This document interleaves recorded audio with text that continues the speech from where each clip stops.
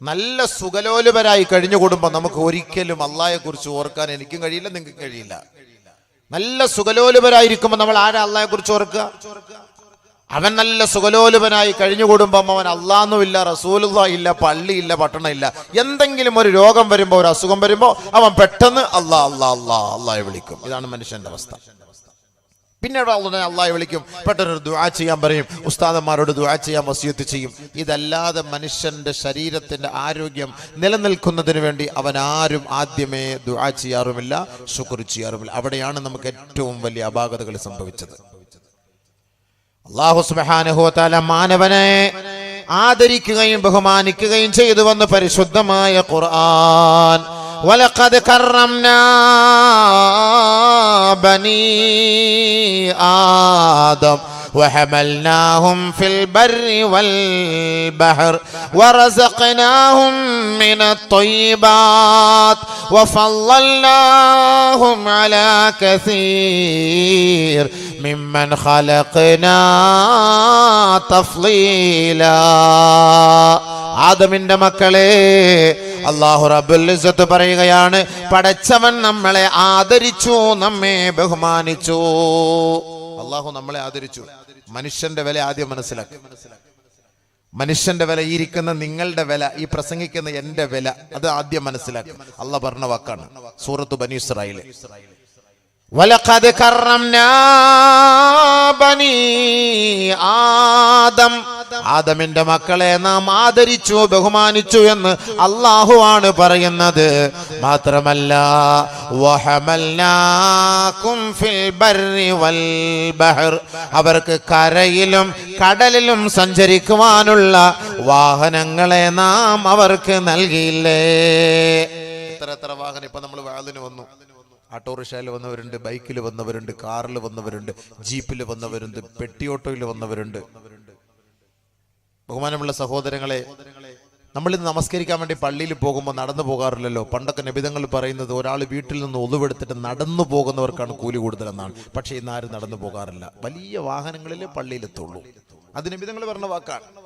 ഹബീബായ റസൂലുള്ളാഹി സ്വല്ലല്ലാഹു അലൈഹി വസല്ലമ തങ്ങൾ പറഞ്ഞു, ലാ തഖൂമുസ്സാ, ലോകമസ്തമിക്കുകയേ ഇല്ല, ഹത്താ യർകബന്നാസു അലൽ മയാസിർ, ജനങ്ങൾ ആഡംബര വാഹനങ്ങളിൽ യാത്ര ചെയ്ത് വയഅതൂന അലാ അബ്വാബിൽ മസാജിദ്, നമസ്കരിക്കാൻ വേണ്ടി വാഹനങ്ങളിൽ പള്ളിയുടെ തിരുമുറ്റത്തിലേക്ക് വരുന്ന ഒരു കാലം സംജാതമാകാതെ ലാ തഖൂമുസ്സാ, ലോകമസ്തമിക്കുകയേ ഇല്ല.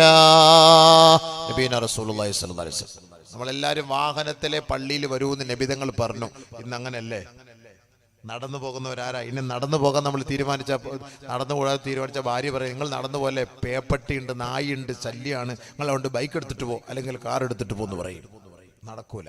പക്ഷെ നബിതങ്ങൾ പറഞ്ഞതോ, ബശ്ശിരിൽ മശാഈന ഫിൽ ളുലം, നിങ്ങൾ രാത്രിയിൽ നിങ്ങൾ നടന്നുകൊണ്ട് മസ്ജിദിലേക്ക് പോകണേ.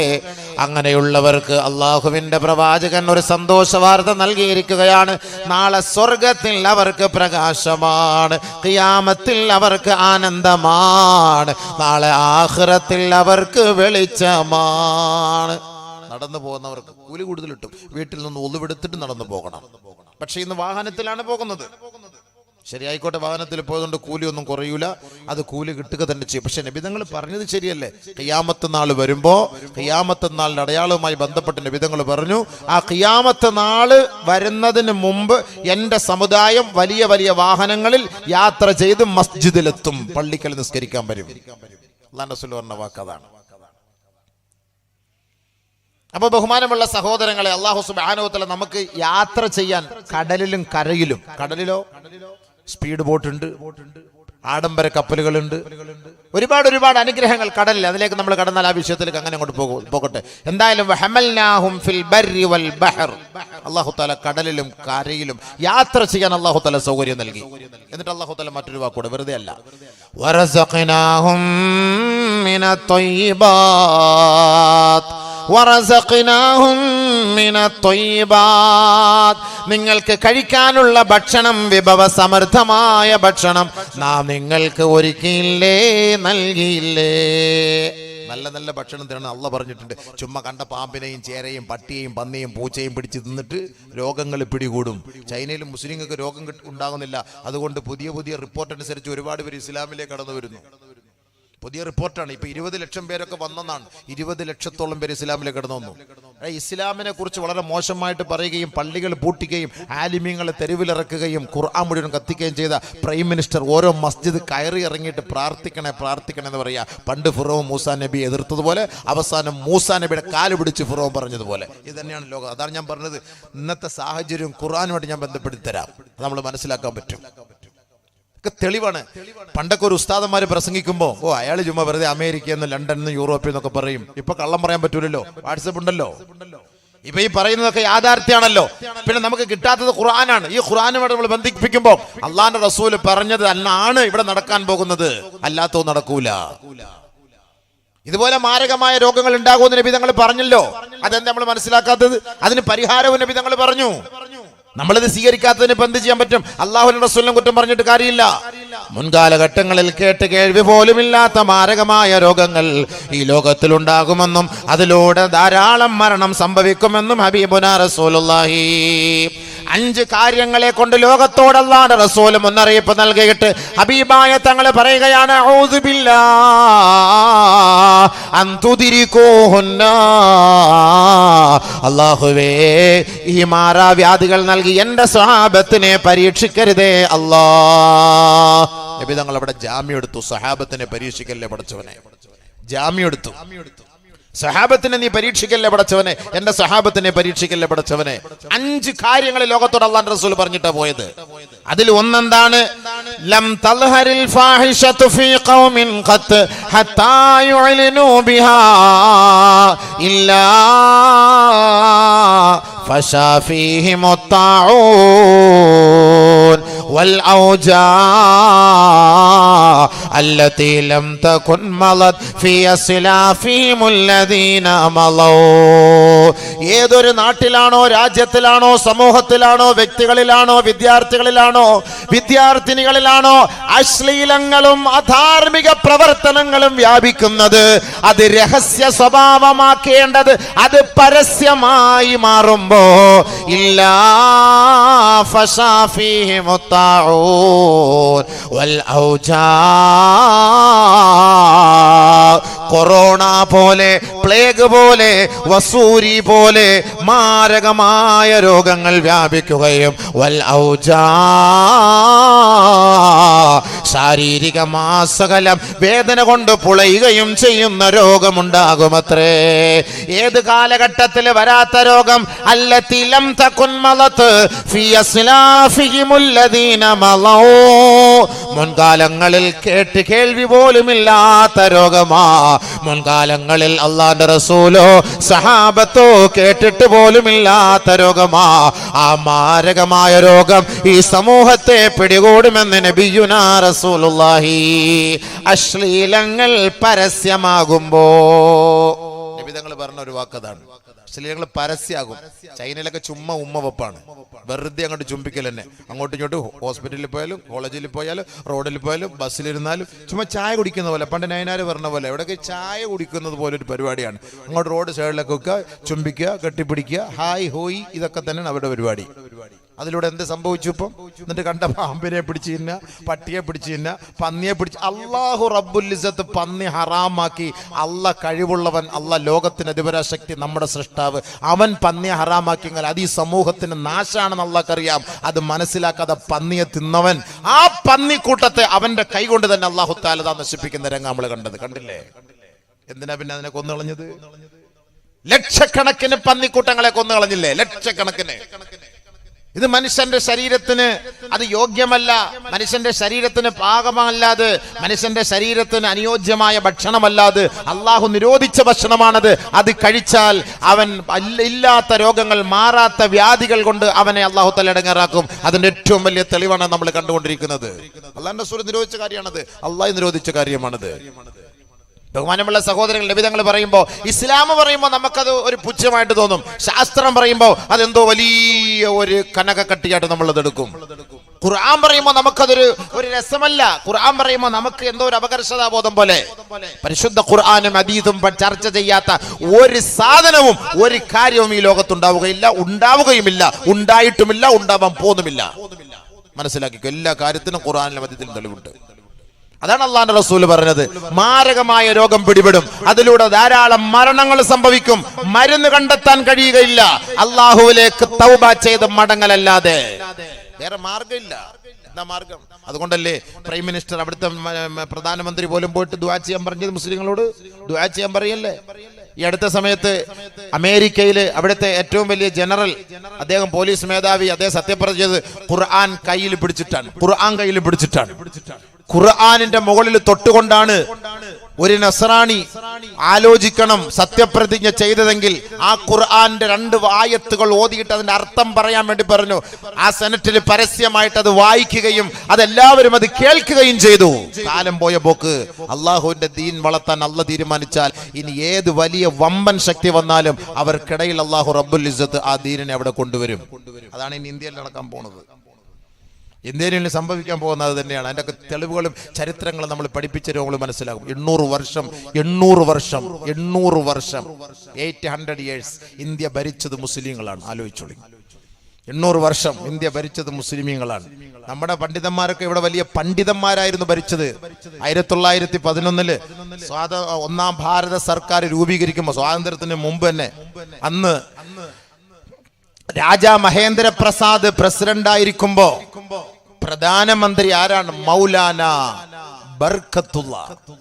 മൗലാനയാണ് പ്രധാനമന്ത്രി, ഇന്ത്യയുടെ പ്രധാനമന്ത്രി മൗലാന ബർക്കത്തുള്ള. തലേക്കെട്ടും താടിയൊക്കെ ഉണ്ടായിരുന്നു ആ മൗലാനയ്ക്ക്.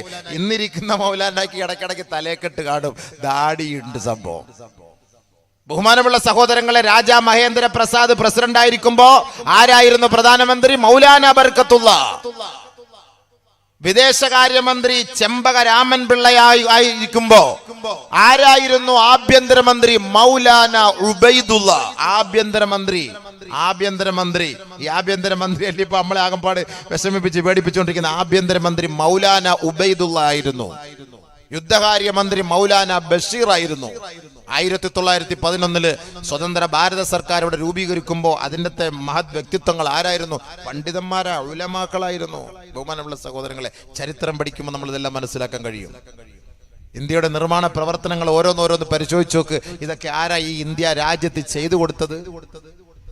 ആരാ ഇതൊക്കെ ഇന്ത്യ രാജ്യത്തിന് വേണ്ടി ചെയ്തത്? ഇൻഷാ അല്ലാഹ് അതൊക്കെ ചരിത്രം നമുക്ക് സൗകര്യം പോലെ നാളെ നമുക്ക് ചർച്ച ചെയ്യാം. ഞാൻ എൻ്റെ വിഷയത്തിലേക്ക് കിടക്കാൻ, ഇതെല്ലാം നമ്മുടെ വിഷയവുമായി ബന്ധപ്പെട്ടതാണ്. മുസ്ലിം സഹോദരങ്ങളെ അപേക്ഷിച്ചിടത്തോളം നമുക്ക് ഒന്നിപ്പോൾ NRC എന്ന് പറഞ്ഞപ്പോഴാണ് നമുക്ക് എന്തൊക്കെയോ ഒരു വേവലാതി വന്നു പോയത്. എന്നാൽ ഇന്ത്യയെക്കുറിച്ച് നമുക്ക് എന്തറിയാം? ഇന്ത്യ, ഈ ഇന്ത്യ എന്ന് പറയുന്ന ഈ ഒരു പദം, ഇത് ഏത് പദാണ്? ഇത് എവിടെ നിന്ന് വന്നതാണ്? ഇതിന്റെ തുടക്കം ഏതാണ്? നമ്മൾ മനസ്സിലാക്കേണ്ട. ഈ ഹിന്ദ് ഇത് ഇസ്ലാമിന്റെ പദമല്ലേ? ഇത് ഇസ്ലാമല്ല, ഇസ്ലാമിന്റെ വാക്കല്ലേ ഇത് ഹിന്ദ് എന്നുള്ളത്. ഈ ഹിന്ദിനെ കുറിച്ച് നബിതങ്ങൾ ചർച്ച ചെയ്തിട്ടില്ലേ? ഈ ഹിന്ദിനെ കുറിച്ച് സഹാബത്ത് ചർച്ച ചെയ്തിട്ടില്ലേ? ഈ ഹിന്ദിൽ സഹാബത്ത് വന്നിട്ടില്ലേ? കേരളത്തിൽ സഹാബി വന്നിട്ടില്ലേ? കേരളത്തിലെ ഭക്ഷണം സഹാബാക്കൾ നബിതങ്ങൾക്ക് എത്തിച്ചു കൊടുത്തിട്ടില്ലേ? നബിതങ്ങൾ അത് തിന്നിട്ട് ദുആ ചെയ്തില്ലേ? അതിന്റെ ബർക്കത്തല്ലേ കേരളത്തിൽ ഉണ്ടാവുന്നത്? അതുകൊണ്ടല്ലേ കേരളം പച്ചയായിട്ട് നടക്കുന്നത്? എന്തുകൊണ്ടാണ് കേരളത്തെ ഖൈറുള്ള, ഗോഡ്സ് ഓൺ കൺട്രി എന്ന് യൂറോപ്യൻകാർ പോലും പറയാനുള്ള കാരണം എന്താ? അറബികൾ ഇവിടെ വന്നു, ഖൈറുള്ള, ഇവിടുത്തെ അനുഗ്രഹങ്ങൾ കണ്ടിട്ട് ഖൈറുള്ള, അള്ളാന്റെ ഖൈറുകൾ ലഭിച്ച നാടാണ് ഇത് എന്ന് മനസ്സിലാക്കുകയും ഇന്നും അറബികൾ ഈ കേരളത്തിൽ വന്ന് കാലുകുത്താനുള്ള കാരണം ആ ഹബീബായ തങ്ങളുടെ ദുആയാണ്. അത് ആലോചിക്കണം. നമുക്കിപ്പോ ഇച്ചിരി നിഅമത്തുകൾ കിട്ടി, നമുക്ക് കുറച്ച് അഹങ്കാരം കൂടിപ്പോയി, കിബർ കൂടിപ്പോയി. കേരളക്കാരന്മാർ കുറച്ച് കിബർ കൂടിയപ്പോ പടച്ചവന്റെ പണിയാണ് അവിടെ ഇവിടെയൊക്കെ പൊട്ടിക്കാനും അവിടെ ഇവിടെയൊക്കെ ഒഴിക്കാനും അവിടെ ഇവിടെ കിടങ്ങാറാക്കാനും അള്ളാഹു തീരുമാനിച്ചത്. അതുകൊണ്ട് അള്ളാഹു നമുക്ക് ഒരുപാട് നിഅമത്ത് ചെയ്തിട്ടുണ്ട്. ആ നിഅമത്തിന് ആദ്യം ശുക്ർ ചെയ്യണം. ഏറ്റവും വലിയ പരിഹാരം അതാണ്. അതുകൊണ്ടാണ് അല്ലാഹു തആല പറഞ്ഞത് വറസഖ്നാഹും മിനത്തയ്യിബാത്ത്.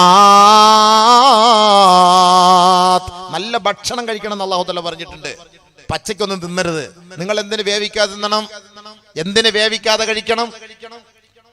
പച്ചയ്ക്ക് തിന്നാൻ പാടില്ല എന്ന് ഖുർആൻ പറഞ്ഞിട്ടുണ്ട്, ഹദീസുണ്ട്. വേവിച്ച് കഴിക്കണം, വേവിച്ച് കഴിക്കണം. അല്ലാഹുവിന്റെ റസൂല് പറഞ്ഞു അലൈക്കും ബി അൽബാനിൽ ബഖർ ഫഇന്നഹാ ശിഫാഉൻ മിൻ കുല്ലി ദാ.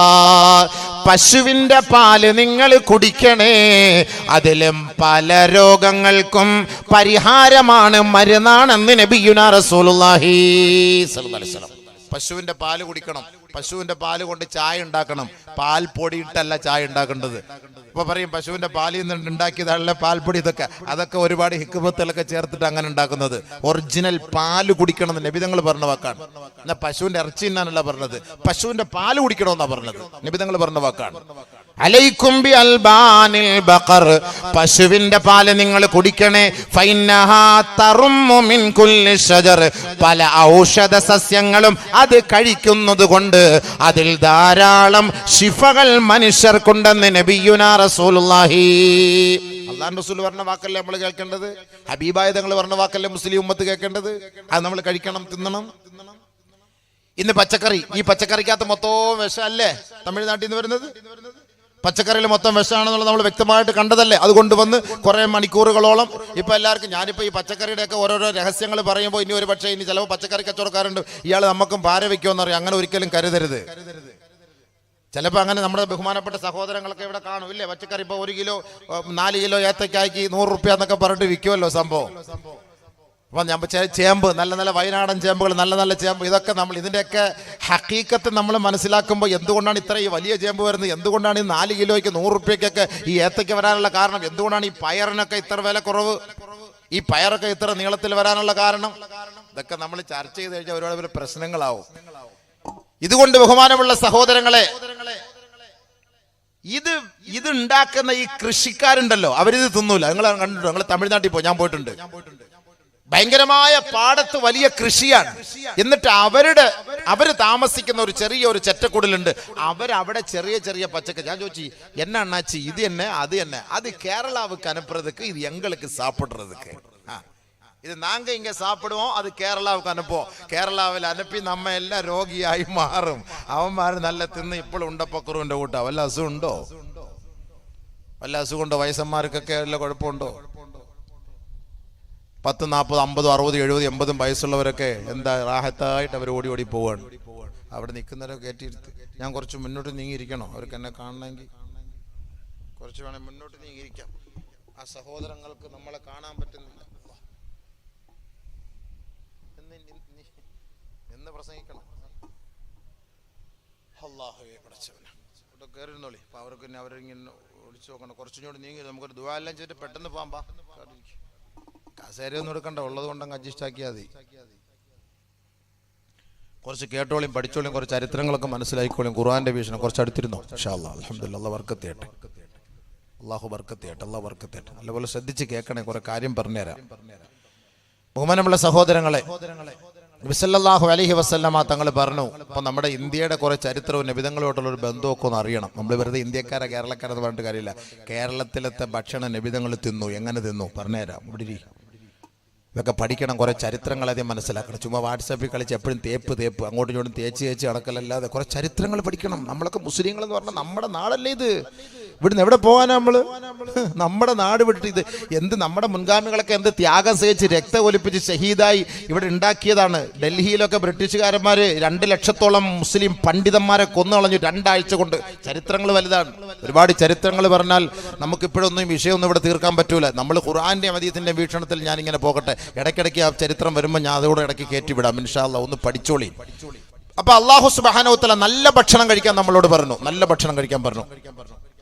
ഏറ്റവും നല്ല ഭക്ഷണം ഏതെന്ന് ഞാൻ പറയട്ടെ? ഇറച്ചി. ഇന്ന് അതാണ് നമുക്ക് രോഗം ഉണ്ടാക്കുന്നതാണ് നിങ്ങൾ പറയുന്നത് ഇല്ലേ? എന്ന് അള്ളാഹ് പറഞ്ഞു ഏറ്റവും നല്ലത് ഇറച്ചിയാണെന്ന്.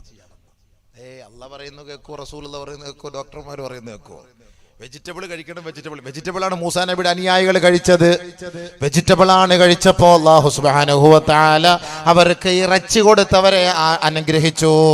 അപ്പോഴും അവര് പറഞ്ഞു, മൂസാ വൈദ് ഖുൽതും യാ മൂസാ ലൻ നസ്ബിറ അലാ തുആമിൻ വാഹിദ് ഫദ്ഉ ലനാ റബ്ബക യുബയ്യിൻ ലനാ. മൂസാ, ഒരു ഭക്ഷണം കൊണ്ട് ഞങ്ങളെ തൃപ്തിപ്പെടുത്താതെ നിന്റെ റബ്ബിനോട് നീ ഒന്ന് പ്രാർത്ഥിക്കണേ, ഞങ്ങൾക്ക് കുറെ കൂടി ഭക്ഷണം നൽകാൻ പറയണേ. ഒന്നുകൂടെ പറ, കുറച്ചുകൂടെ ഭക്ഷണം കിട്ടട്ടെ. അപ്പൊ അല്ലാഹു സുബ്ഹാനഹു വ തആല ഇവർക്കൊക്കെ ഈ ഭക്ഷണം എടുത്തു. ഫൂമിഹാ വഅദസിഹാ വബസലിഹാ, ഉള്ളി, സവാള, പയറ്, പച്ചക്കറി ഇതുപോലുള്ള സാധനങ്ങളൊക്കെ കൊടുത്തു. എന്നിട്ട് ഇറച്ചി അല്ലാഹു തആല കൊടുത്തു. എന്നിട്ട് അല്ലാഹു സുബ്ഹാനഹു വ തആല പറഞ്ഞു, ഇവര് പറഞ്ഞു ഇത് പോരാ ഇനി വേണം. അപ്പൊ അല്ലാഹു തആല പറഞ്ഞ വാക്ക്, ഖാലാ തസ്തബ്ദിലൂനല്ലദീ ഹുവ അദ്നാ ബില്ലദീ ഹുവ ഖൈർ. ഏ ഇസ്രായേലി സമൂഹമേ, നിങ്ങൾ കഴിച്ചുകൊണ്ടിരിക്കുന്ന വെജിറ്റബിളിനേക്കാൾ ശ്രേഷ്ഠമായ ഭക്ഷണമാണ് നിങ്ങൾക്ക് നാം നൽകിയത്, അതായത് മാംസാഹാരം.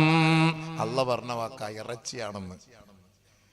ഏറ്റവും നല്ല ഭക്ഷണം ഇറച്ചിയാൽ നല്ല ശരിയാ, അതിനകത്ത് മായമില്ലല്ലോ. കുത്തിവെച്ചാൽ അത് ചത്തുപോകും.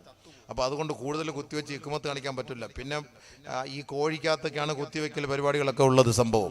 അതുകൊണ്ട് ചെറിയ കോഴികളെയാണ് ചിലർ കഴിക്കുന്നത്. കാരണം ഇത് കുത്തിവെക്കുന്നതിന് മുമ്പ് അതിനൊരു ചെറിയൊരു സമയപരിധിയുണ്ട്. അതുകൊണ്ടാണ് ഈ കോഴികളൊക്കെ കൂടുതൽ കഴിച്ചിട്ട് നമ്മുടെ കുട്ടികളൊക്കെ ബബിൾസ് പോലെ ആയി പോകുന്നത്. അതിനി അതിലേക്ക് ഇനി കിടക്കണ്ട, പോകട്ടെ. ഇനി അവസാനം ഇനി കോഴിക്കച്ചവടക്കാർക്ക് ഇയാളെ കൊണ്ടുവന്നിട്ട് നമുക്ക് പാര വയ്ക്കുമെന്ന് പറയും. അതുകൊണ്ട് പോട്ടെ, അതിൻ്റെ ഇക്കുമത്തുള്ളൊന്നും ഞാൻ പറയുന്നില്ല സംഭവം. പക്ഷെ കോഴിയില്ല നമുക്ക് ജീവിക്കാനും പറ്റില്ല. പൊരിച്ച അൽഫാമൊന്നും ഇല്ലെങ്കിൽ നമ്മുടെ ജീവിതം പിന്നെ കട്ടപ്പൊക്കെയല്ലേ. കോഴി മന്തി ഇല്ലെങ്കിൽ നമ്മുടെ കാലിൽ മന്തി പിടിക്കുന്ന പോലെ ആയി പോകും സംഭവം. അതില്ല, ഇന്ന് കുട്ടികൾക്ക് തന്നെ കോഴി എന്ന് പറഞ്ഞാൽ എന്ത് വേണമെങ്കിലും അവർ തിന്നാൻ തയ്യാറാണ്. വേറെ ഒന്നും വേണ്ട, കോഴി എന്ന് പറഞ്ഞാൽ എന്ത് വേണം തിന്നാൻ തയ്യാറാണ്. എന്നാൽ അള്ളാന്റെ റസൂൽ ഇഷ്ടപ്പെട്ടത് ആടായിരുന്നു. ആടിൻ്റെ ആ വലത് കൈ, ആ ഭാഗം നബി തങ്ങൾക്ക് ഭയങ്കര ഇഷ്ടമാണ്. ആടിൽ ഒരുപാട് ഗുണങ്ങളുണ്ട്.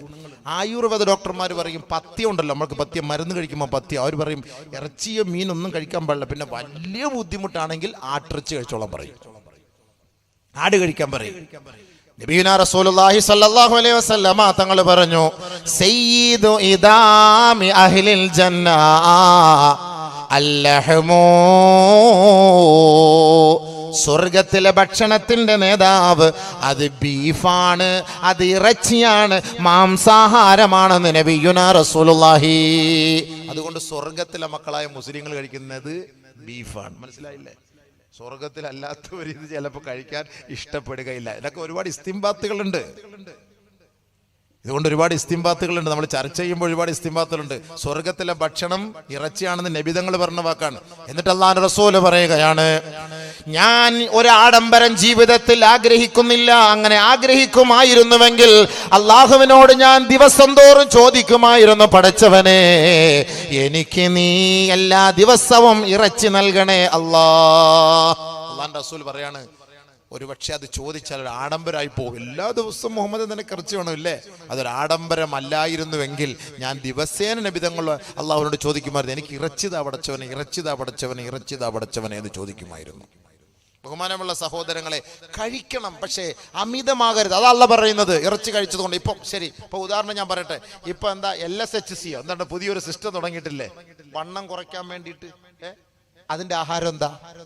അരി ആഹാരം ഒഴിവാക്കുക, ഇറച്ചി മാത്രം തിന്നുക. മനസ്സിലാവുന്നില്ല? അപ്പൊ അതിന്റെ അർത്ഥം എന്താ? എന്തിനാ ഇപ്പൊ വേറെ ഞാൻ മുസ്ലിയാക്കന്മാർ വെറുതെ കള്ളം പറയാണോ? നമ്മൾ ഈ ഖുർആനും ഹദീസും ഒക്കെ ഓതുമ്പോൾ നിങ്ങൾക്ക് ചിലപ്പോൾ വിശ്വാസം വരില്ല. ഇപ്പോഴത്തെ പുതിയ ഒരു ടെക്നോളജി ഇറങ്ങിയിരിക്കുകയാണ്. ഈ വണ്ണം കുറയ്ക്കാൻ വേണ്ടി, ഭാരം കുറയ്ക്കാൻ വേണ്ടി 60 കിലോക്കാരനൊക്കെ 10 കിലോ കുറച്ചു 2 ആഴ്ച കൊണ്ട്, അല്ലെങ്കിൽ 1 മാസം കൊണ്ട് ഇത്ര കുറച്ചു. എന്താണ് അവരുടെ ഭക്ഷണം? എന്താ? അരിയാഹാരം ഒഴിവാക്കുക, 200 ഗ്രാം 300 ഗ്രാം ഇറച്ചി തിന്നുക. എന്നാ അറ്റാക്ക് വന്ന് അടിച്ചു പോകണ്ടേ? ഈ ദിവസം തോറും ഈ ചങ്ങാതി തിന്നുന്നത്, ബീഫൊക്കെ തിന്നുന്നത് കണ്ടു കഴിഞ്ഞാൽ അമ്മക്ക് തന്നെ വിഷമം വന്നു പോകുന്നത്. എന്നിട്ട് ആരെങ്കിലും മരിച്ചു പോയോ? റാഹത്തായിട്ട് അവരത് കഴിക്കുന്നില്ല. അപ്പൊ അതിന്റെ അർത്ഥം എന്താ? ഇതിൽ ഗുണമുണ്ടെന്നല്ലേ? ഖുർആനല്ല ഈ പറഞ്ഞ വാക്ക്. ഇതിൽ ഗുണമുണ്ടെന്ന് നബിതങ്ങളും പറഞ്ഞു, അള്ളാഹുവും പറഞ്ഞു. തീർച്ചയായിട്ടും അതിൽ ഗുണമുണ്ട്. പച്ചക്കറിയെക്കാളും ഗുണമുള്ളത് ഇറച്ചിയാണെന്ന് അള്ളാഹു തആല പറഞ്ഞത്. പച്ചക്കറിയിലത്തെ ഗുണം ഇപ്പൊ എന്താ പ്രശ്നമല്ലേ? ഇപ്പൊ ബ്രാഹ്മണന്മാർക്ക് അറ്റാക്ക് വരുന്നില്ലേ? പച്ചക്കറി മാത്രം തിന്നുന്നവരാണ്. എത്ര പേരുണ്ട് അറ്റാക്ക് വന്നവർ? എത്ര പേർക്ക് മാരകമായ രോഗങ്ങളുള്ളവരുണ്ട്? ക്യാൻസർ പിടിച്ചവരുണ്ട്. ഇറച്ചി തൊട്ടിട്ട് പോലും ഇല്ലാത്തവരാണ്. ഇറച്ചി തൊട്ടിട്ട് പോലും ഇല്ലാത്തവരാണ്. ഇറച്ചിയിൽ ഒരുപാട് ഔഷധ ഗുണങ്ങളുണ്ട്. ഇറച്ചി വെച്ചല്ലേ പല പല ലേഹ്യങ്ങള്, വേലിയാടിൻ രസായനം എന്നൊക്കെ പറഞ്ഞ് ഉണ്ടാക്കുന്ന പിന്നെ എവിടുന്നാണ്? പോട്ടെ, അങ്ങോട്ടൊന്നും കടക്കുന്നില്ല. അപ്പൊ അതുകൊണ്ട് ഖുർആൻ പറഞ്ഞു നല്ല ഭക്ഷണം അല്ലാഹു നിങ്ങൾക്ക് നൽകി, അത് വേവിച്ച് കഴിക്കണം, നല്ലതുപോലെ വേവിച്ച് കഴിക്കണം. ഇപ്പൊ പറയുന്നത് എന്താ? ശാസ്ത്രം പറയുന്നത് എന്താ? നല്ലതുപോലെ വേവിച്ച് തിന്നണേ. അതെ അതെ, ചുമ്മാ കടിച്ചു പിടിച്ച് കറുമുറ തിന്നുന്നത്. മുട്ടയൊക്കെ കോഴിക്കൂട്ടി എടുത്തിട്ട് തട്ടുക പൊട്ടിക്കുക പാടില്ല. മുട്ടയൊക്കെ എടുത്തിട്ട് അങ്ങനെ തട്ടി അങ്ങോട്ട് പച്ചക്ക് അടിക്കല്ലേ. അതേപോലെ ബുൾസെ ഒരു ഭാഗം വേവുന്നുള്ളൂ, അടുത്ത ഭാഗം വേവുന്നില്ല. അതുകൊണ്ട് അത് വേവിച്ച് കഴിക്കണം. അത് ബുൾസയൊക്കെ അടിക്കുന്നവരൊക്കെ സൂക്ഷിച്ചോളി.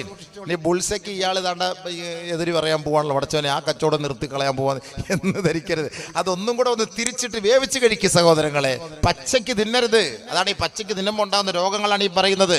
ഇപ്പൊ തന്നെ ശാസ്ത്രം പറയുന്നില്ലേ, ഏതും നിങ്ങൾ വേവിച്ച് കഴിക്കും, നല്ലതുപോലെ വേവിച്ച് കഴിക്കും. അപ്പോൾ അതിന്റെ എല്ലാ ന്യൂനതകളും മാറിക്കിട്ടും. മാത്രമല്ല വേവിച്ച് ഫ്രിഡ്ജിൽ വെച്ചത് തിരിച്ച് വീണ്ടും രണ്ടാമത് വേവിച്ച് ചൂടാക്കി കഴിക്കാൻ പാടില്ല. ആവശ്യത്തിനുള്ളത് കഴിക്കി.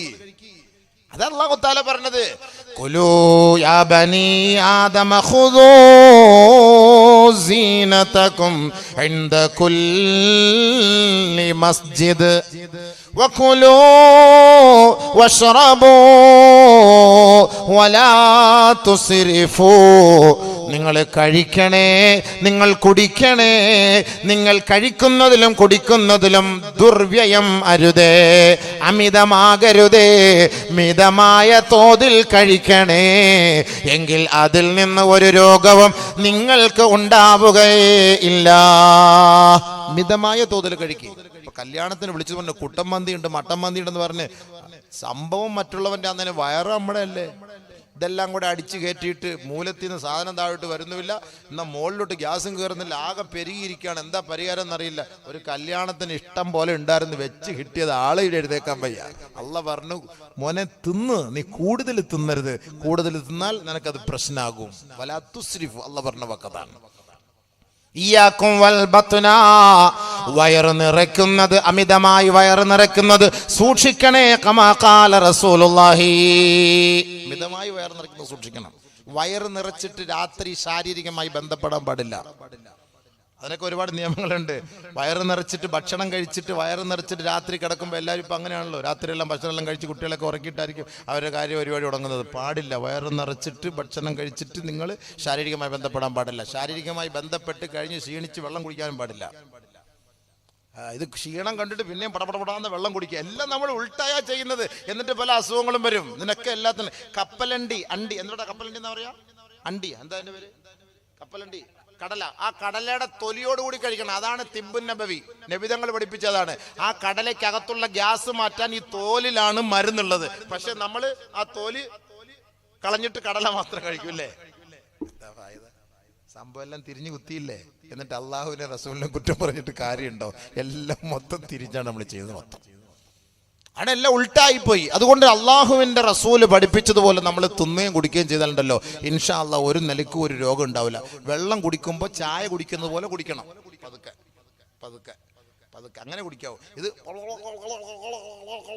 ഒറ്റ ലിറ്റർ. ഇതെന്താ ഇത്? ബോണറ്റ് പൊക്കിട്ട് വെള്ളം ഒഴിക്കുന്ന പോലെയാണ്. വെള്ളമെല്ലാം കൂടെ ഒറ്റ ലിറ്റർ ഒരേപോലെ കുടിക്കാണ്. അങ്ങനെ കുടിക്കരുത്. ചായ കുടിക്കുന്നത് പോലെ വെള്ളം കുടിക്കണം. ബിസ്മി പറഞ്ഞ് ഓരോ മുടക്ക് വീതം വെള്ളം കുടിക്കണം. ഓരോ മുടക്കിലും അൽഹംദുലില്ലാഹ് ശരീരത്തിന് ഗുണമുണ്ടാവും. ഇത് ഇങ്ങനെ ഒറ്റയടിക്ക് കുടിക്കാൻ പാടില്ല. അതേപോലെ ക്ഷീണിച്ച് വിയർത്ത് വരുമ്പോൾ വെള്ളം കുടിക്കാൻ പാടില്ല. ആ വിയർപ്പ് തീർന്നിട്ട് വെള്ളം കുടിക്കാവൂ. ക്ഷീണിച്ച് വന്നിട്ട് അങ്ങനെ വെള്ളം ഒഴിച്ച് കുളിക്കാൻ പാടില്ല. ഒരുപാട് തിബ്ബുൻ നബവി ഉണ്ട് പഠിക്കാൻ. ശരീരത്തിന്റെ ആരോഗ്യം അത് നമ്മൾ സൂക്ഷിക്കണം. നബിതങ്ങൾ പറഞ്ഞ വാക്കാണ്. അല്ല രോഗം പടരുന്നു എന്ന് പറഞ്ഞിട്ട് കാര്യമൊന്നുമില്ല. സൂക്ഷിക്കേണ്ടത് സൂക്ഷിക്കണം. അതുകൊണ്ട് അള്ളാഹ് ഹലാലാക്കിയത് കഴിക്കുക, ഹറാമാക്കിയത് വർജിക്കുക. ഹറാമായത് നമ്മൾ കഴിക്കാൻ ശ്രമിച്ചാൽ മാരകമായ രോഗങ്ങളെ കൊണ്ട് അള്ളാഹു വരെ പരീക്ഷിക്കും. ഹബീബായ തങ്ങൾ പറഞ്ഞ വാക്കാണ്, അല്ലദീ ലം തകുൻ മളത് ഫീ അസ്ലാഫിഹിം അല്ലദീന മളൂ മുൻകാലങ്ങളിൽ കേട്ടിട്ട് പോലുമില്ലാത്ത മാരകമായ രോഗങ്ങളെ കൊണ്ട് അല്ലാഹു ഈ സമൂഹത്തെ പരീക്ഷിക്കാതിരിക്കുകയില്ല എന്ന് കമാ ഖാല റസൂലുള്ളാഹി. അതുകൊണ്ട് നല്ലത് തിന്നണേ, നല്ലത് കുടിക്കണേ, അല്ലാഹു ഹറാമാക്കിയത് നമ്മൾ ഉപേക്ഷിക്കണേ. പരിശുദ്ധമായ ഖുർആനും ഹദീസും നമ്മളോട് പറയുകയാണ്. വീണ്ടും അല്ലാഹു പറയുകയാണ്, വഫല്ലലനാ അലാ കസീരിൻ മിമ്മൻ ഖലഖനാ തഫ്ളീലാ. അല്ലാഹു റബ്ബുൽ ഇസ്സത്ത് സകലമാന സൃഷ്ടികളെക്കാൾ പടച്ചവൻ നമ്മളെ ആദരിച്ചിരിക്കുന്നു, നമ്മളെ അനുഗ്രഹിച്ചിരിക്കുന്നു, നമ്മളെ ബഹുമാനിച്ചിരിക്കുകയാണ്. അവൻ നമ്മളെ ശ്രേഷ്ഠരാക്കി, ഉത്തമരാക്കി. മാലാഖമാരെക്കാളും ശ്രേഷ്ഠരാക്കിയ സമൂഹമാണ്, ശ്രേഷ്ഠരാക്കപ്പെട്ട സമൂഹമാണ് ഈ പാതിരാ സമയത്ത് ഇവിടെ തടിച്ചുകൂടിയതെങ്കിൽ ഓർക്കണേ, അല്ലാഹു നമുക്ക് ഒരുപാട് അനുഗ്രഹങ്ങൾ ചെയ്തിരിക്കുകയാണ്. ആ അനുഗ്രഹങ്ങൾക്ക് നമ്മൾ നന്ദി ചെയ്യുന്ന കാലഘട്ടത്തോളം അല്ലാഹു നമ്മളെ വേദനിപ്പിക്കുകയേ ഇല്ല. മാ യഫ്അലുല്ലാഹു ബിഅദാബികും ഇൻ ശകർതും വആമൻതും വകാന അല്ലാഹു ശാകിറൻ അലീമാ. നിങ്ങൾ അല്ലാഹുവിനോട് നന്ദിയുള്ള കാലഘട്ടത്തോളം അല്ലാഹു നിങ്ങളെ ഒരു ശിക്ഷയും നൽകി വേദനിപ്പിക്കുകയേ ഇല്ല. പരിശുദ്ധമായ ഖുർആൻ. നന്ദി വേണം, നന്ദി വേണം. നമ്മൾ തിന്നുന്നതിനും കുടിക്കുന്നതിനും ഒക്കെ നമുക്ക് നന്ദി വേണം. രോഗം വരാതിരിക്കാനുള്ള ഒരു മരുന്ന് പറഞ്ഞു തരട്ടെ, മാരകമായ രോഗം പിടികൂടാതിരിക്കാൻ ഒരു മരുന്ന് പറഞ്ഞു തരട്ടെ. കേട്ടോളി, അള്ളാഹുവിന്റെ റസൂൽ പറഞ്ഞ ഈ പറഞ്ഞ കൊറോണ പിടിക്കൂല, ക്യാൻസർ പിടിക്കൂല, മാരകമായ വൈറസ് പിടിക്കൂല, ഈ പറയുന്നത് പോലെ ചെയ്താൽ. നിബിധങ്ങൾ പറഞ്ഞതാ. സുബഹി നമസ്കാരം കഴിഞ്ഞ് അവിടെയാണ് കുടുങ്ങിപ്പോന്നത്. സുബൈക്ക് തുടങ്ങുള്ളൂ. ളുഹർ മുതൽ തുടങ്ങിയിരുന്നെങ്കിൽ പ്രശ്നമില്ലായിരുന്നു. സുബൈ തന്നെ കയറി നബിതങ്ങൾ പിടിച്ചല്ല ഉടച്ചവനറമ്പ. അതാണ് ഗുളിക കഴിക്കുമ്പോൾ രാവിലെ തുടങ്ങല്ലേ, രാവിലെ ഉച്ചയ്ക്ക് വൈകിട്ടെന്നും പറഞ്ഞിട്ടല്ലേ തുടങ്ങുക. അല്ല ഉച്ചയ്ക്കും വൈകിട്ടും രാത്രിയും നല്ലല്ലോ. ഗുളിക കഴിക്കുമ്പോഴും രാവിലെയാണ്, രാവിലെ മുതൽ. അപ്പൊ രാവിലെ മുതലാ തുടങ്ങാം. നമ്മളുടെ പ്രഭാതം മുതലാണ് നമ്മുടെ എല്ലാ കാര്യങ്ങളുടെയും തുടക്കം. നമ്മൾ നിസ്കരിക്കാൻ പോകുമ്പോഴും, നമ്മളൊരു യാത്ര ചെയ്യാൻ പോകുമ്പോഴും, ജോലിക്ക് പോകുമ്പോഴും ഒക്കെ പ്രഭാതമാണ്. അതുകൊണ്ട് ഒരു മുസൽമാന്റെ തുടക്കം അവന്റെ രാവിലെ സമയം മുതൽ, എഴുന്നേൽക്കുന്ന സമയം മുതലാണ്. ഒരു മുസൽമാന്റെ തുടക്കം മുതൽ ഉറക്കം വരെ, ഉണരുന്ന സമയം മുതൽ ഉറക്കം വരെ അവൻ ചെയ്യേണ്ട കർമ്മങ്ങളുണ്ട്. അതൊരു ദിവസം ഇൻഷാ അല്ലാഹ് പ്രസംഗിക്കണം. അല്ലാഹു തൗഫീഖ് ചെയ്താൽ നമുക്ക് മറ്റൊരു സന്ദർഭത്തിലാകാം. അത് തുടക്കം മുതൽ ഒടുക്കം വരെ ഒരു ദിവസം ഒരു മുസൽമാൻ ചെയ്യേണ്ടത് ഒരുപാട് കാര്യങ്ങളുണ്ട്. അത് അറിയേണ്ട വിഷയങ്ങൾ തന്നെയാണ്, പഠിക്കേണ്ട വിഷയങ്ങൾ തന്നെയാണ്. അപ്പൊ ബഹുമാനമുള്ള സഹോദരങ്ങളെ, സുബഹി നമസ്കാരം കഴിഞ്ഞ് അതേ ഇരുത്തത്തിൽ തന്നെ ഇരിക്കണേ. നിങ്ങൾ 3 പ്രാവശ്യം പറയണം, അഊദു ബിൽ കലിമാത്തില്ലാഹി താമ്മാതി മിൻ ശർരി മാ ഖലഖ്, ബിസ്മില്ലാഹില്ലദീ ലാ യളുറു മഅസ്മിഹി ശൈഉൻ ഫിൽ അർളി വലാ ഫിസ് സമാ വഹുവസ് സമീഉൽ അലീം. 3 പ്രാവശ്യം സുബഹി നമസ്കാരം കഴിഞ്ഞ്, 3 പ്രാവശ്യം മഗ്രിബ് നമസ്കാരം കഴിഞ്ഞ്. ഇത് രണ്ടും അഊദു ബി കലിമാത്തില്ല 3, ബിസ്മില്ലാഹിൽ 3. എന്നിട്ട് സൂറത്തുൽ ഇഖ്ലാസ് 3 പ്രാവശ്യം, ഖുൽ ഹുവല്ലാഹു അഹദ്. സൂറത്തുൽ ഫലഖ് 3 പ്രാവശ്യം, ഖുൽ അഊദു ബിറബ്ബിൽ ഫലഖ്. സൂറത്തുൻ നാസ് 3 പ്രാവശ്യം, ഖുൽ അഊദു ബിറബ്ബിൻ നാസ്. ഞാനിത് പറഞ്ഞത് എന്തിനാന്ന് പറയട്ടെ, 10-15 പ്രസംഗങ്ങൾക്ക് മുമ്പ്, അല്ല ഇവിടെ 15 പ്രഭാഷണത്തിന് മുമ്പ് ഞാൻ ഇവിടെ ഇതേപോലെ ഓരോ ദിക്റുകളും ഹദീസുകളും പറഞ്ഞു കൊടുത്തത് ഇന്നും അത് അമൽ ചെയ്യുന്നുണ്ടെന്ന് ഇന്ന് വന്ന ദിവസവും എൻ്റെ മുന്നിൽ പറഞ്ഞ ആളുകൾ ഈ സദസ്സിലുണ്ട്. എൻ്റെ കണ്ണ് നിറഞ്ഞു പോകണം. അള്ളാഹു വർഗമായി കൂലി കൊടുക്കട്ടെ. കാരണം അതിൻ്റെയൊക്കെ ഒരു സവാബ് നമുക്ക് കിട്ടും. അപ്പൊ ഈ പറയുന്നത് അമൽ ചെയ്യാനാണ് ഈ പറയുന്നത്.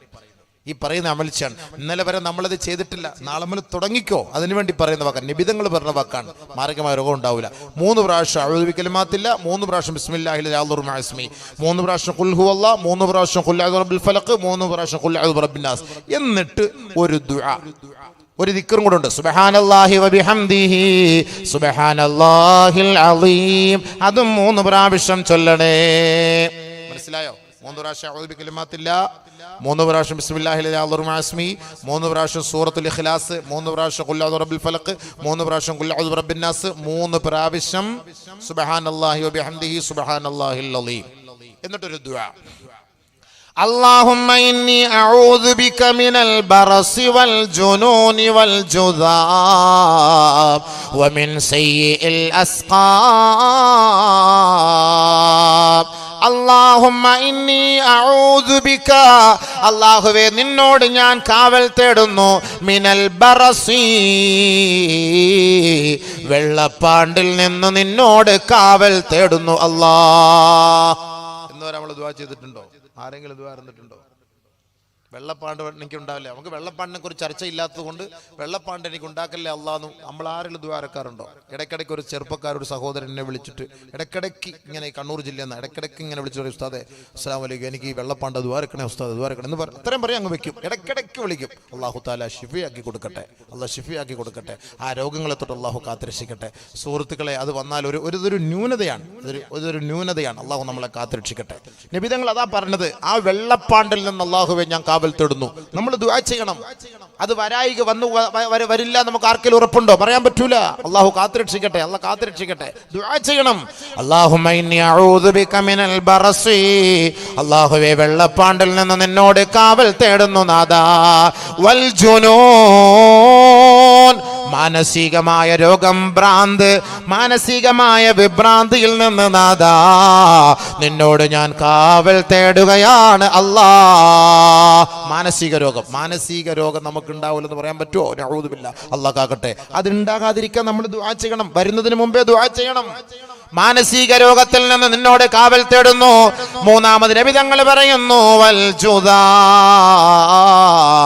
ക്യാൻസർ പോലുള്ള, അർബുദം പോലുള്ള, കുഷ്ഠരോഗം പോലുള്ള മാരകമായ രോഗങ്ങളിൽ നിന്ന് നിന്നോട് ഞാൻ കാവൽ തേടുന്നു അല്ലാഹ്.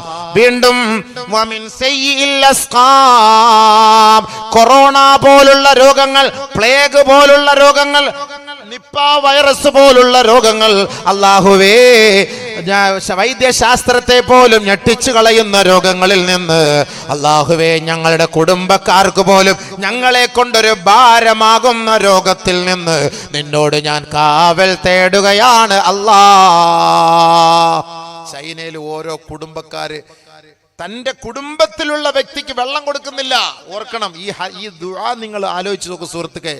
അല്ലാഹുവിന്റെ റസൂൽ പറഞ്ഞ വാക്ക് വമിൻ സയ്യിൽ അസ്ഖാം, അല്ലാഹുവേ പടച്ചവനെ ജനങ്ങൾ വെറുക്കുന്ന രോഗം, ജനങ്ങൾ ഇഷ്ടപ്പെടാത്ത രോഗം, ഞങ്ങളുടെ കുടുംബം പോലും ഞങ്ങളെ വെറുക്കുന്ന രോഗം, ആ രോഗം നീ ഞങ്ങൾക്ക് നൽകല്ലേ അല്ലാഹ്. അതിൽ നിന്ന് നിന്നോട് കാവൽ തേടുന്നു അല്ലാഹ്.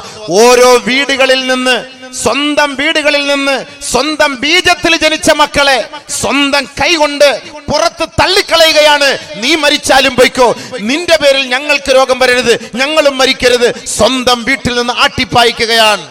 നേരിട്ട് കാണുന്ന കാഴ്ചയല്ലേ? ഇല്ലേ? കണ്ടില്ലേ? അള്ളാന്റെ റസൂൽ പറഞ്ഞ വാക്കെന്താ? അല്ലാഹുവേ ജനങ്ങൾ, ഞാൻ എന്റെ ഭാര്യ എന്റെ രോഗത്തിൽ വെറുപ്പ് വരാതെ, എന്റെ ഉമ്മ എന്റെ ഉപ്പ എന്റെ രോഗത്തിൽ വെറുപ്പ് വരാതെ, എന്റെ കുടുംബം എന്റെ രോഗത്തിൽ വെറുപ്പ് വരാതെ. ചില ആളുകൾ ഇങ്ങനെ മാരകമായ രോഗം പിടിപെട്ട് മരിക്കാതെ ലാ യമൂതു ഫീഹാ വലാ യഹ്യ, ജീവനുമില്ല മരണവുമില്ല, അങ്ങനെ നരകയാതന അനുഭവിച്ച് കിടക്കുമ്പോൾ സ്വാഭാവികമായിട്ട് ആ വീട്ടിലുള്ളവർക്ക് ആ മനുഷ്യനോടൊരു വെറുപ്പുണ്ടാവും. ഇല്ലേ? വെറുപ്പുണ്ടാവും. എന്നോട് എത്ര പേര് വന്ന് പറഞ്ഞ സുഹൃത്തുക്കളെ, സ്വന്തം വാപ്പ ആ കിടക്കയിൽ കിടക്കുമ്പോ ആ മക്കള് വന്നിട്ട് പറയാണ്, ഉസ്താദേ ഒന്ന് ദുആ ഇറക്കണം, മരിക്കാനോ ദുആ ഇറക്കണം ഉസ്താദ്, കാണാൻ വയ്യാന്ന്. ഖിദ്മത്ത് ചെയ്യ സഹോദര. സ്വന്തം വാപ്പ മരിക്കാൻ വേണ്ടി ദുആ ചെയ്യാൻ പറയാണ്. സ്വന്തം വാപ്പ മരിക്കട്ടെ, എന്നോടുകൊണ്ട് ദുആ ചെയ്യാൻ പറഞ്ഞ വാക്ക് ഞാൻ പറയാണ്. അല്ലാഹു കാത്തുരക്ഷിക്കട്ടെ. അതുകൊണ്ടാണ് ബഹുമാനമുള്ള സഹോദരങ്ങളെ, ജനങ്ങൾക്ക് പോലും വെറുപ്പുണ്ടാകുന്ന രോഗങ്ങൾ ഉണ്ടാകാതിരിക്കാൻ അള്ളാഹുവിനോട് കാവൽ തേടണം. സുബഹി നിസ്കാരം കഴിഞ്ഞ് ഇത് ചെയ്യണം. എന്നാൽ അല്ലാഹു തആല ഈ രോഗം നമുക്ക് വരുത്തൂല. നബി തങ്ങൾ പറഞ്ഞ സദഖ റസൂലുള്ളാഹി. അല്ലാഹുവിനെ കാക്കണേ പടച്ചവനെ, അല്ലാഹുവിനെ കാക്കണേ പടച്ചവനെ. യാ അല്ലാഹ്, ഈ വന്ന, ഈ ഇരിക്കുന്ന, ഈ ഒരുമിച്ച് കൂടിയ ഈ സഹോദരി സഹോദരങ്ങൾക്ക് പടച്ചവനെ ഈ പറയപ്പെട്ട ഒരു രോഗം നീ വരുത്തല്ലേ പടച്ചവനെ. അല്ലാഹുവേ നിന്റെ കുദറത്ത് കൊണ്ട്, നിന്റെ ഔദാര്യം കൊണ്ട് ഞങ്ങളെ നീ കാക്കണേ പടച്ചവനെ. ഈ മഹനീയമായ സദസ്സിന്റെ ബർക്കത്ത് കൊണ്ട് നീ കാക്കണേ പടച്ചവനെ. അല്ലാഹുവേ ഞങ്ങളിൽ ആർക്കെങ്കിലും ഈ രോഗങ്ങൾ ഉണ്ടെങ്കിൽ പടച്ചവനെ എത്രയും വേഗം നീ ശിഫയാക്കണേ പടച്ചവനെ, എത്രയും വേഗം നീ ശിഫയാക്കണേ പടച്ചവനെ. ഷാഫിയായ, വാഫിയായ, മുആഫിയായ അല്ലാഹ് പരിപൂർണമായി നീ ശിഫയാക്കണേ പടച്ചവനെ. ബിറഹ്മതിക യാ അർഹമർ റഹീമീൻ. എല്ലാവരും ദുആ ചെയ്യണം. സുബഹി കഴിഞ്ഞും മഗ്രിബ് കഴിഞ്ഞും അങ്ങനെ ചെയ്താൽ അവർക്ക് ഇതുപോലുള്ള രോഗങ്ങൾ ഉണ്ടാവുകയില്ല. ആരെങ്കിലും ചെയ്യാറുണ്ടോ? ഇല്ല. അതന്നെ സംഭവം. അതന്നെ സംഭവം. എല്ലാ രോഗത്തിനും മരുന്ന് നബിതങ്ങൾ നമുക്ക് പഠിപ്പിച്ചു തന്നിട്ടുണ്ട്. നമ്മൾ ചെയ്യാത്തതിന് അള്ളാഹിന്റെ റസൂലിനെ കുറ്റം പറഞ്ഞിട്ട് കാര്യമില്ല. എല്ലാ രോഗത്തിനും മരുന്ന് അള്ളാഹിന്റെ റസൂൽ നമുക്ക് പഠിപ്പിച്ചു തന്നിട്ടുണ്ട്. ഏറ്റവും വലിയ ഡോക്ടർ നിബിധങ്ങളാണ്. ഏറ്റവും വലിയ ഡോക്ടർ നിബിധങ്ങളാണ്. നിബിധങ്ങൾ പഠിപ്പിക്കാത്തൊരു രോഗമൊന്നും ഇന്ന് ലോകത്തിൽ നിന്ന് ആർക്കും കാണിച്ചു തരാൻ പറ്റൂല. എന്നിട്ട് നബി സല്ലല്ലാഹു അലൈഹി വസല്ലമ തങ്ങൾ നമുക്ക് പഠിപ്പിച്ചെന്ന ആ ഒരു മാതൃക നമ്മുടെ ജീവിതത്തിൽ പ്രാവർത്തികമാക്കാൻ അള്ളാഹു തൗഫീഖ് തരട്ടെ. അങ്ങനെ അള്ളാഹു തൗഫീഖ് തരട്ടെ, അത് ചെയ്യാനും അത് ജീവിതത്തിൽ കൊണ്ടുവരാനും. അപ്പോൾ ബഹുമാനമുള്ള സഹോദരങ്ങളെ, പരിശുദ്ധമായ ഖുർആൻ അള്ളാഹു സുബ്ഹാനഹു തആല നമ്മളെ അനുഗ്രഹിച്ചു. നമ്മളെ അള്ളാഹു തആല അനുഗ്രഹിച്ചു, ആദരിച്ചു, ബഹുമാനിച്ചു. അത് ഏറ്റവും വലിയ ഒരു നിഅമത്താണ്. നമ്മൾ അതിൽ ശുക്ർ ചെയ്യാതിരുന്നാൽ അള്ളാഹു നമുക്ക് ശിക്ഷ നൽകും. അതാണ് പരീക്ഷണം. അലിഫ് ലാം മീം. ഇനി നല്ലപോലെ ശ്രദ്ധിക്കണേ, മുസ്ലിങ്ങൾ ആ പടം എന്തിനാ പടച്ചോ നമ്മളെ ഇട്ടിടങ്ങറാക്കുക? നമ്മളൊക്കെ മുസ്ലിങ്ങളല്ലേ? ഈ അള്ളാഹ്ക്ക് നമ്മളോടൊരു ദയയില്ലേ? നല്ലപോലെ ശ്രദ്ധിക്കണം കേട്ടോ. അങ്ങനെ ഒരു ചിന്ത ഉണ്ടാവും. നമ്മളൊക്കെ മുസ്ലിങ്ങളാണല്ലോ, നമ്മളൊക്കെ നിസ്കാരമുള്ളവരാണല്ലോ, പിന്നെ എന്തിനാ അള്ളാഹ് നമ്മളായിട്ട് ഈ ഇടങ്ങറാക്കുന്നത്? അങ്ങനെ ചിലർ ചിന്തിക്കുന്നുണ്ടാവും. നമ്മൾ ഇത്രയും ദുആ ചെയ്തല്ലോ, എന്നിട്ട് ഇവരെന്താ ഇപ്പം ഈ സർക്കാർ താഴോട്ട് വീഴാത്തത്? അയാൾക്കൊരു കുരുവില്ലല്ലോ പടച്ചോനെ, ഒരു അസുഖവും ഇല്ലല്ലോ പടച്ചോനെ, ഇങ്ങനെയൊക്കെ ചിന്തിക്കുന്നവരുണ്ടാകും. ഇത്രയും ദുആ ചെയ്തിട്ട് ഒരിക്കലും ദുആ ചെയ്യാൻ പാടില്ല സർക്കാരിനെതിരെ. അതിൻ്റെ വിധങ്ങൾ പറഞ്ഞ വാക്കാണ്. സർക്കാരിനെതിരെ ഒരിക്കലും നമ്മൾ ദുആ ചെയ്യാൻ പാടില്ല. ലാലിമ്യങ്ങൾക്കെതിരെ നമ്മൾ ദുആ ചെയ്യാം. അക്രമി ആരാണ് അവർക്കെതിരെ നമുക്ക് ദുആ ചെയ്യാം. അക്രമികൾക്കെതിരെ ദുആ ചെയ്താൽ ആ ദുആ സ്വീകരിച്ച ചരിത്രമുണ്ട്. അതൊക്കെ പറഞ്ഞുതരാം, അതൊക്കെ ഞാൻ ഇൻഷാ അല്ലാഹ് പറഞ്ഞുതരാം. അപ്പൊ നബി സല്ലല്ലാഹു അലൈഹി വസല്ലമ തങ്ങൾ നമുക്ക് ഓതി തരികയാണ് ഈ ആയത്ത്. എന്താണ്? മുസ്ലിങ്ങളെ, നിങ്ങൾ മുസ്ലിം ആയതിന്റെ പേര് നിങ്ങൾക്ക് വല്ല വിഷമമുണ്ടോ, നിങ്ങൾക്ക് പരീക്ഷണം ഉണ്ടോ ഇല്ലയോ എന്നറിയാൻ വേണ്ടി ഇതാ കേട്ടോളി. ബിസ്മില്ലാഹിർ റഹ്മാനിർ റഹീം. സൂറത്തുൽ അൻകബൂത്ത്. ചിലന്തി. അതിന്റെ അർത്ഥം തന്നെ അങ്ങനെയാണ്. എന്താണ് അത്? അതിന്റെ ആ ഇടങ്ങേറ്